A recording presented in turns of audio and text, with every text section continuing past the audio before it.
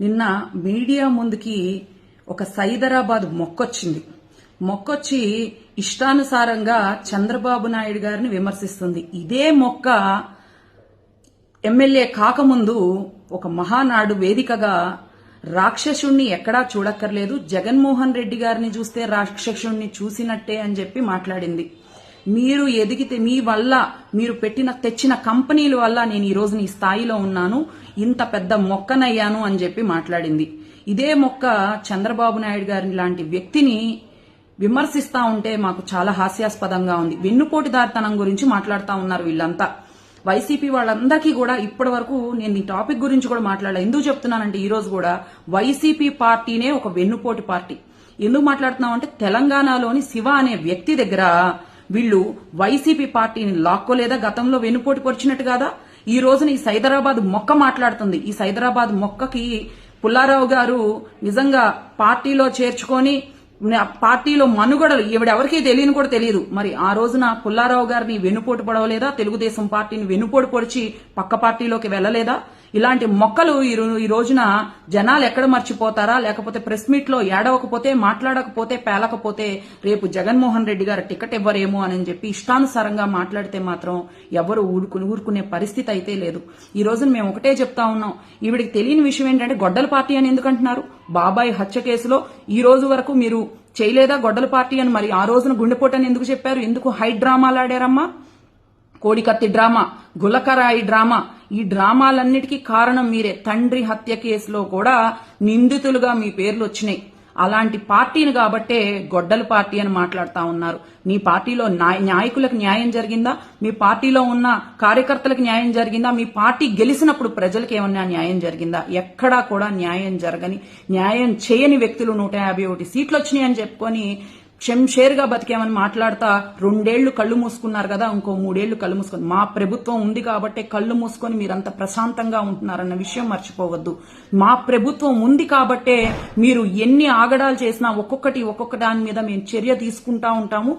ఎవరైతే ఏవైతే నష్టం చేశారో ఆంధ్ర రాష్ట్రానికి, ఎవరైతే దొమ్మీలు ఇవన్నీ చేశారో, ఎవరైతే మద్యం విషయంలో స్కాములు చేసేసి 1000 కోట్లు దోచుకున్నారో వాళ్ళందరికీ కూడా బుద్ధి చెప్పే సమయము, చట్టపరంగా బుద్ధి చెప్పే సమయం దగ్గరలోనే ఉంది.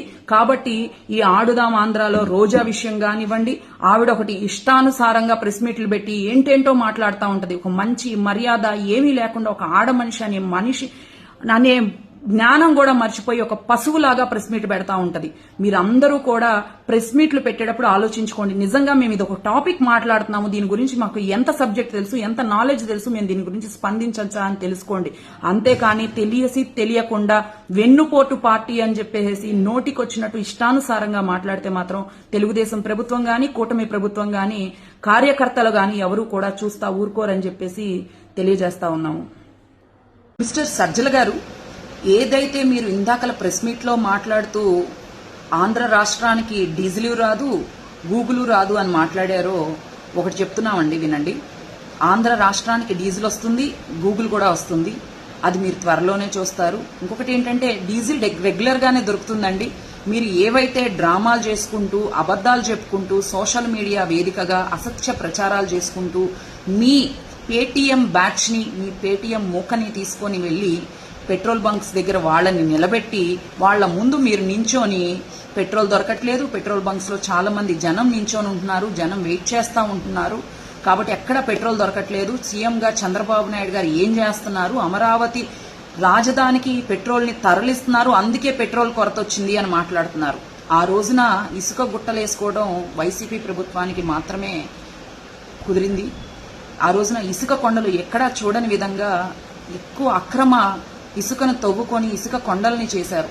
అలాగా పెట్రోల్ దాచుకోవాలనే కోరిక, ఆశయాలు మాకైతే లేవండి. చంద్రబాబు నాయుడు గారు ప్రెస్ మీట్ లో కూడా చెప్పింది ఏంటంటే అధికారులందరినీ హెచ్చరించారు, ఎవరైతే పెట్రోల్ బంక్స్ లో నో స్టాక్ బోర్డు పెడతారో వాళ్ళందరి లైసెన్సులు కూడా తీసేసే పరిస్థితి వస్తుంది అని చెప్పారు. ఎందుకంటే అదనంగా 3 days కి సంబంధించి సరిపడా పెట్రోల్ గానీ డీజిల్ గానీ నిల్వ అనేది ప్రతి పెట్రోల్ బంక్ లో ఉంటుంది. అవినాష్ మాట్లాడుతూ అసలు పెట్రోలే దొరకట్లేదు అని మాట్లాడుతున్నారు.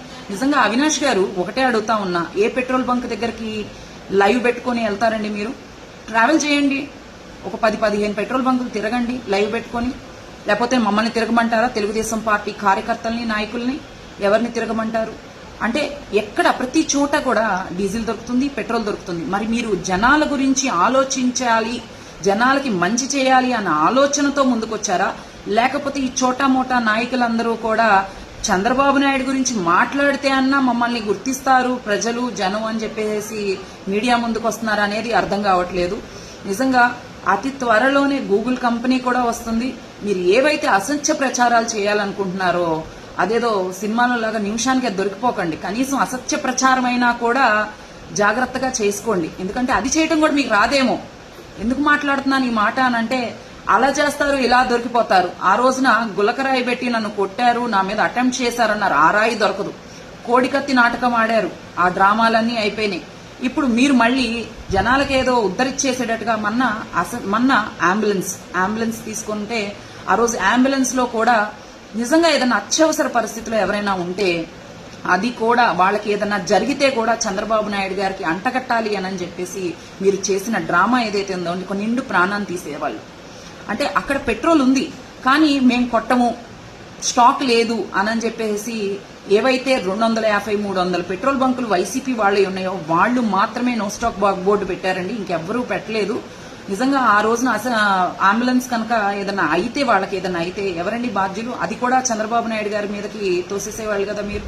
ఇలాంటి డ్రామాలు చేసి ఎంతమంది మరణానికి మీరు కారకులు అవుతున్నారో మీరు ఆలోచించండి. మీరు చేసే చిన్న డ్రామా వల్ల ఎంతమంది ఇబ్బంది పడుతున్నారో ఆలోచించండి. అంతేగాని మేమేదో ఉద్ధరిస్తున్నాము జనాల్ని అని చెప్పి మీకు నిజంగా ఏమీ చేయలేదు కాబట్టి 11 సీట్లతో ప్రతిపక్ష హోదా కూడా లేకుండా మీరు మిగిలిపోయారు. ఇది ఇప్పటికైనా గమనించి ప్రజలకు మంచి చేయాలన్న ఆలోచనతో ముందుకు రండి తప్ప అసత్య ప్రచారాలు, అసత్యంగా సోషల్ మీడియాలో మాట్లాడటము, అమరావతికి అడ్డుపడటము ఇలాంటివి గనక చేస్తే చంద్రబాబు నాయుడు గారు ఇక మించి నిజంగా మీ గురించి ఆలోచించకుండా కూడా ఆయన ఎవరైతే ఇలాంటి దుష్ప్రచారాలకి నాంది పలుకుతారో వాళ్ళందరి మీద కూడా సీరియస్ యాక్షన్ తీసుకుంటా ఉంటారు. అండ్ అధికారులు కూడా ఎవరికి వాళ్ళు ఎక్కడికక్కడ స్పందించి ఎక్కడైతే ఇలాంటి నాటకాలు, డ్రామాలు జరుగుతున్నాయో వాళ్ళందరి మీద కూడా త్వరగా యాక్షన్ తీసుకుంటే ప్రతి పాయింట్ మీద కూడా చంద్రబాబు నాయుడు గారే రియాక్ట్ అవ్వాల్సిన పని ఉండదు.